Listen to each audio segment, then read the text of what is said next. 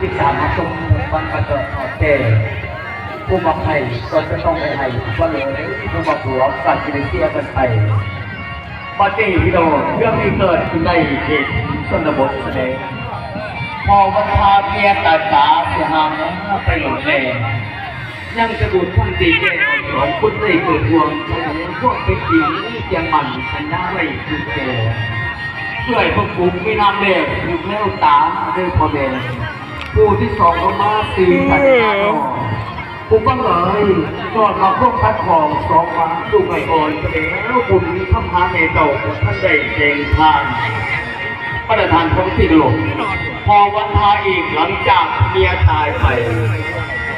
อยู่ไปก็มีแต่ความถูกความทรมานด้านจิตใจจากนั้นพอวันพาอีกยิ่งตั้งจิตใจไปเอากับเมย์ฟังล้ำเลยฟังล้ำเลย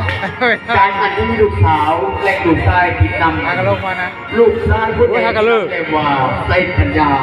ผู้ที่สองใหญ่ตาหลังจากนั้นตรวจคือเว้นแหวหาส่วนคือเว้นแหวหา